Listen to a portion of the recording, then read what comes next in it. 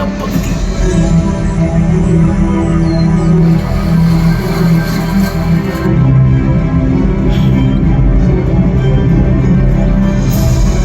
தமிழக நிலப்பரப்பானது தொன்மையான மொழி, தொடர்ச்சியான எழுத்தறிவு, பழம்பெரும் இலக்கியங்கள், பல்வேறு வகையான கலைகள், பிரமிக்க வைக்கும் நுண்திறன் மிக்க கைவினை தொழில்கள் என நீண்ட நெடிய பாரம்பரியத்தையும் வரலாற்றையும் கொண்டிருக்கு. இந்த தமிழக நிலப்பரப்புல மனித குல வரலாற்றோட தொடக்கத்தை பத்தி தெரிஞ்சுக்கணும்னா ஆயிரக்கணக்கான ஏன் லட்சக்கணக்கான ஆண்டுகள் பின்னோக்கி செல்ல வேண்டியிருக்கு. தமிழக வரலாற்றை தொடங்க வேண்டிய இடம் 15 லட்சம் ஆண்டுகளுக்கு முன்னால்.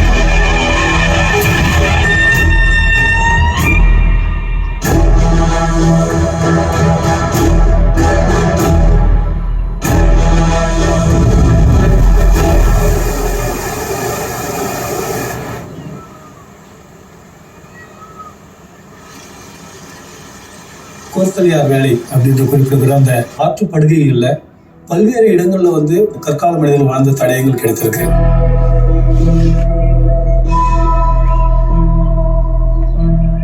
முதலாக கற்களை உபயோகப்படுத்தி அதை கூர்படுத்தி அதை ஆயுதமாக பயன்படுத்தி விலங்குகளையும் மரங்களுடைய பழங்களையும் அடித்து சாப்பிட்டு அதுல வாழ்ந்திருக்கிறாங்க. ஹேண்ட் ஆக்ஸ்ன்னு சொல்லக்கூடிய ஒரு கற்கருவியை இவர்கள் உருவாக்கி இருக்கிறார்கள். அதுபோல கிளீவர் எனப்படும் ஒரு கிழிப்பான் அப்படின்ற ஒரு கருவி, அது போன்ற பல வகையான கருவிகளை இந்த கால மக்கள் உருவாக்கி இருக்கிறார்கள். இந்த காலகட்டத்தை தான் பாலியோலித்திக், அதாவது பழன கற்காலம் அப்படின்னு சொல்றோம். இவங்க இயற்கையாக காட்டில் கிடைக்கக்கூடிய அந்த விலங்குகளை வேட்டையாடி உணவுகளை சேகரித்து, தாவரம், பழங்கள், கொட்டைகள், இது மாதிரி அந்த இதை சேகரித்து வாழ்ந்து வந்திருக்காங்க. இயற்கையா இருக்கிற குகைகள், பாறை மரவிடங்கள், அங்கதான் வாழ்ந்திருக்காங்க. ரெண்டாவது, இவர்கள் இடம் விட்டு இடம் நகரக்கூடியவர்கள். அதாவது ஒரே இடத்துல இவங்களுக்கு வேண்டிய உணவு கிடைக்காது. ஒரு இடத்துல இவங்க ஒரு குழுவா தங்குவாங்க. அதுக்கு பேர் பேண்ட்னு சொல்லுவாங்க. ஒரு பேண்ட்ல 25-50 பேர் ஒரு குழுவா இருப்பாங்க. அந்த இடத்துல உணவுகள் தீர்ந்தோன்னா இன்னொரு இடத்துக்கு புலம்பெயர்வாங்க.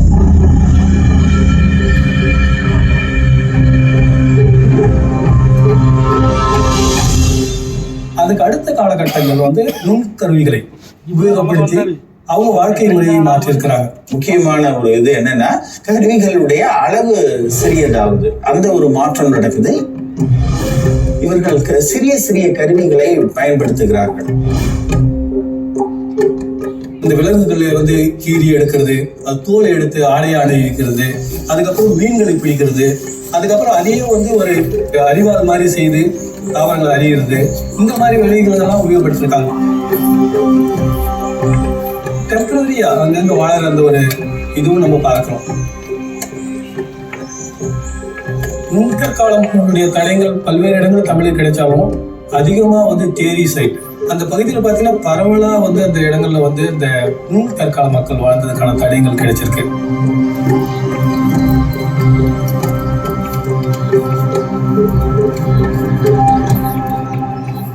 அதுக்கப்புறம் இந்த நிலைப்பாடு மெல்ல மெல்ல மாறுது. இந்த காலகட்டத்தில் தான் மனிதன் இந்த பழைய கற்கால கருவியிலிருந்து புதிய கற்காலத்திற்கு மாறுகிறான். கற்களை வலுவழுப்பாக ஆக்கி அதை உபயோகப்படுத்துற ஒரு காலகட்டம். அதை நம்ம நியோலித்திக் அப்படின்னு சொல்றோம். புதிய கற்காலம் அப்படிங்கிறது மனிதன் அந்த வேட்டையாடுகிற தொழிலிருந்து வேளாண்மைக்கு மாறுகிற காலம். அதை நியோலித்திக் ரெவல்யூஷன், புதிய கற்கால புரட்சி காலம்னு சொல்லுவாங்க. அப்புறம் புதிய கற்கால மக்கள் பானைகளை செய்திருக்கிறார்கள். வேளாண்மை செய்து தானியங்களை எடுக்கும்போது அதை சேமித்து வைக்க இவங்களுக்கு பானைகள் தேவைப்படுது. அப்ப வேளாண்மை செஞ்ச சேமித்து வைக்கிறதுனால ஒரு வருடம் விளையிலனா கூட நீங்க அதை அங்க நீங்க இருக்கலாம். அந்த அளவுக்கு இருக்கும் பொழுது, அப்பொழுது உபரி உற்பத்தி இருக்கும் பொழுது பல்வேறு கலை வருகிறது. அப்படி வந்ததுதான் நம்ம பாறை ஓவியங்கள்.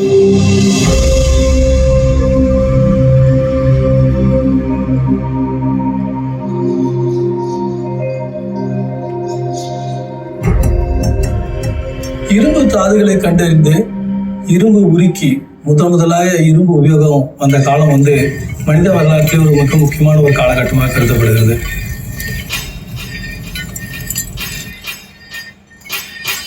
ஏன்னா இரும்பு வந்ததற்கு பிறகு அவர்கள் காடுகளை அழித்து வேளாண்மை செய்ய முடிந்தது. அப்ப இரும்பு வந்ததுக்கு அப்புறம் வேளாண்மை மற்றும் ஆடு மாடு மேய்த்தலுடைய பெருக்கம் அதிகமானதுன்னு சொல்லலாம். இவர்கள் பெரிய ஊர்களில் வாழ்ந்திருக்கிறார்கள். எளிமையான வீடுகள், அதாவது அழியக்கூடிய பொருள், களிமண் மரக்குச்சிகளை பயன்படுத்தி வீடுகள் கட்டி வாழ்ந்திருக்கிறார்கள். ஆனா இறந்தவங்களுக்கு மட்டும் நிறைய மென்கர், குத்துக்கள், கற்பதுக்கை, ஸ்டோன் சர்க்கிள், கல்வட்டம், தாழின்னு பலவிதமான அந்த ஈம சின்னங்களை உருவாக்கி இருக்கிறார்கள்.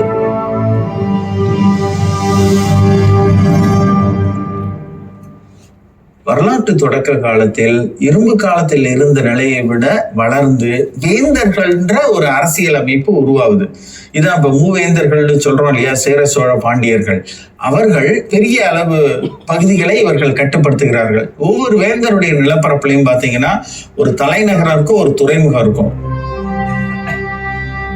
இந்த காலகட்டத்தில் தான் முதல்ல எழுத்து அறிமுகப்படுத்தப்படுகிறது. தமிழ் பிராமி அல்லது தமிழி எனப்படும் எழுத்து அறிமுகப்படுத்தப்படுகின்றது.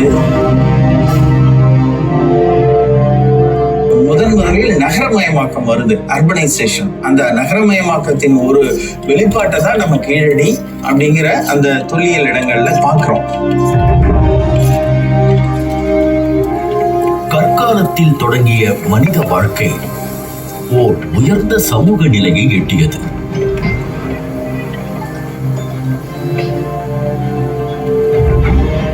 இந்த மனிதகுல வளர்ச்சிக்கு தமிழக நிலப்பரப்போட நீர்வளமும் ஒரு மிக முக்கியமான காரணம்.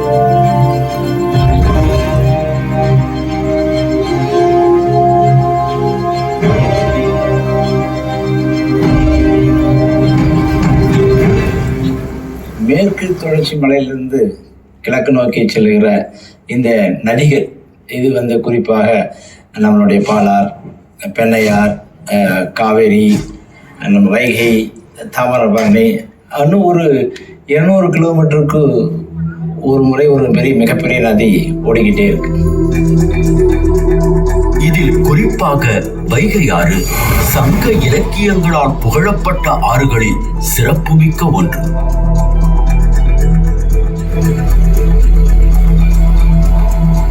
வைகை ஆற்றங்கரையில் மனித நாகரிக வளர்ச்சிக்கான தடயங்கள் புதிய கற்காலத்தில் இருந்தே கிடைக்கின்றன. புதிய கற்காலத்தை சேர்ந்த பாறை ஓவியங்களின் தொடர்ச்சியாக இரும்பு காலத்தை சேர்ந்த பெருங்கற்படை சின்னங்களும் கிடைக்கின்றன.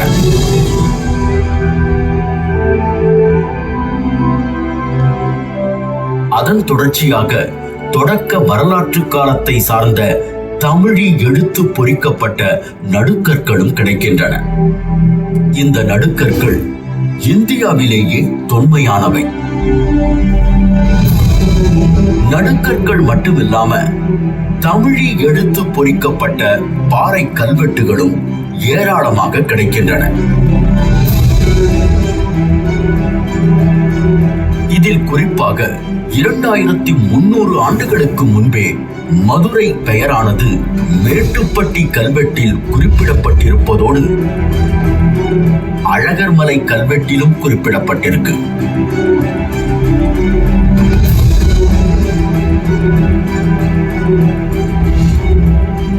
அதே போல மாங்குளம் தமிழி கல்வெட்டில் நெடுஞ்செழியன் எனும் சங்ககால பாண்டிய மன்னனின் பெயர் பொறிக்கப்பட்டிருப்பது மிகவும் சிறப்புமிக்கதாகும்.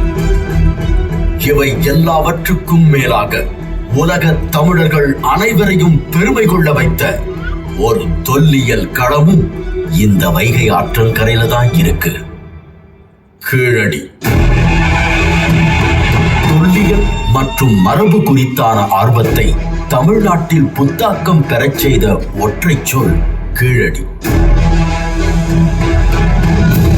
ஒன்றிய அரசு தொல்லியல் துறையால் 3 கட்டங்களில் நடத்தப்பட்ட அகழாய்வுகளுக்கு பின் தமிழ்நாடு அரசு தொல்லியல் துறை 5 கட்டங்களில் விரிவாக நடத்திய தொல்லியல் அகழாய்வு முடிவுகளில் நகர நாகரிகத்திற்கான கூறுகளாக சொல்லப்படும் செங்கல் கட்டுமானங்கள், வணிகம், தொழில்நுட்பம், எழுத்தறிவு, மேம்பட்ட சமூக வாழ்க்கை போன்ற அனைத்து சான்றுகளும் கீழடியில் வெளிப்பட்டுள்ளன. இந்த தொல்லியல் சான்றுகள் 2600 ஆண்டுகளுக்கு முற்பட்டது என்பதை அறிவியல் அடிப்படையிலான காலக்கணிப்பு முடிவுகளும் உறுதி செய்கின்றன.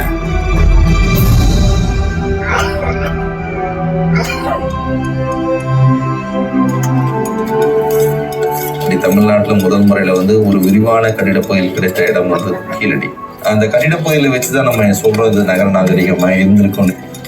நம்முடைய சங்ககால முறையில் ட்ரெடிஷ்னல் வேல கற்ற நீள் வகையான கட்டிட பகுதிகளாகத்தான் எல்லாமே கட்டிடங்கள் கட்டப்பட்டிருக்கு. அதோட பைண்டிங் மெட்டீரியல் பார்த்தீங்கன்னா வெறும் மண்ணு தான் அதனுடைய பைண்டிங் மெட்டீரியல். எந்த ஒரு சாந்தும் அதற்கு பயன்படுத்தாமல் கட்டப்பட்ட கட்டிட பகுதி தான் அங்கே கிடைச்சது மிக முக்கியமானதை சொல்கிறோம். அதை வச்சு தான் நம்ம இது சங்ககால கட்டிடங்கள் என்று நம்ம ஐடென்டிஃபை பண்ணுறோம்.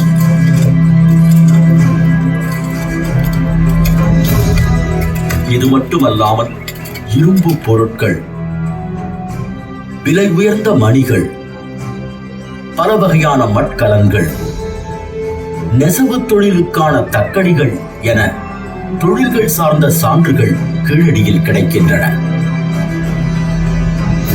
மேலும் அரிட்டைன், ரவுலட்டட் வேர் போன்ற அயலக பானை ஓடுகளும், ரோம் நாட்டு நாணயங்களும், கிமு 5ஆம் நூற்றாண்டை சார்ந்த கங்கை சமவெளி நாணயங்களும் கிடைக்கின்றன.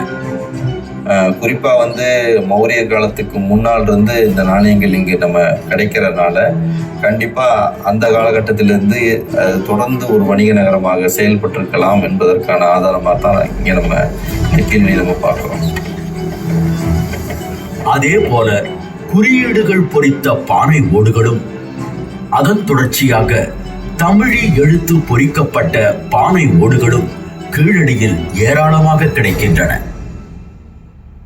இதுல இருந்து கீழடியில் நமக்கு என்ன தெரியுதுன்னா, ஒரு எழுத்தறிவு படைத்த ஒரு சமுதாயம் அங்கு வாழ்ந்திருக்க வேண்டும் என்பதற்கான ஒரு ஆதாரம் கிடைக்குது. பானை ஓடுல ஏதோ அரசனோ வேற யாரோ எழுதுவதற்கு எந்த ஒரு அவசியமும் இல்லை. தான் பயன்படுத்துகின்ற பெயரை எழுதி வைக்கின்ற ஒரு முறைதான் அந்த பானை ஓட்டுல இருந்து, அதே போல குறியீடுகளும் தன்னுடைய தெரிந்த ஒரு குறியீடுகளை போட்டு வைக்கின்ற ஒரு முறை தான் அந்த இருந்திருக்கும். இன்னைக்கு கூட நம்ம அந்த பாத்திரங்கள்ல எழுதுற பழக்கம் நம்மகிட்ட இருக்கு. அந்த முறை ஒரு தொடர்ச்சியான ஒரு முறையாக நாம் இங்கே தமிழ்நாடு நம்ம பார்த்துட்டு இருக்கோம். அது தவிர பார்த்தோம்னா விளையாட்டு பொருட்கள், பாஸ்ட் டைம்ஸ் தான் மிக முக்கியம். ஒரு நாகரிகத்துல பாஸ்ட் டைம்ஸை வச்சுதான் பேஸ்ட் ஆன் த சிவிலைசேஷனை வேல்யூ பண்ணுவாங்க. கலித்தொகையில் பகடை விளையாட்டு மிக துல்லியமாக சித்தரிக்கப்படுகிறது. விளையாடும் பொழுது 10 என்ற எண் வரும்படியாக பகடை விளையாட்டு. அப்படி என்றால் அது ஒரு கனசதுர பகடையாகத்தான் இருக்க வேண்டும். கலித்தொகையில் பேசப்படுகிற பகடையும் கீழடியில் கிடைத்திருக்கக்கூடிய பகடையும் ஒன்றே. சங்க இலக்கியம் ஒரு புனைவு இலக்கியம் அல்ல. அதனுடைய நம்பகத்தன்மையை கீழடி நமக்கு எடுத்து உணர்த்தி இருக்கிறது. இன்னும் சொல்ல போனால் எனக்கு தெரிந்த வரையில் இந்தியாவில் இன்னொரு அகழ்வாய்வு தடமும் இன்னொரு இலக்கியமும் இவ்வளவு நெருக்கமாக நின்று கை குலுக்கிக் கொண்டதே இல்லை. சுடு மண்ணால் ஆன விளையாட்டு சக்கரங்கள், வட்ட சில்லுகள், தந்தத்தினாலான பகடைகள், ஆட்டக்காய்கள் மற்றும் சோழிகள் என பல்வேறு வகையான விளையாட்டுப் பொருட்கள் கீழடியில் கிடைக்கின்றன. அதை இன்னைக்கு நாம் பார்த்தோம்னா நம்முடைய மக்கள் தொடர்ந்து பயன்படுத்துகின்ற ஒரு நிலையை நாம் பார்த்துட்டு இருக்கோம்.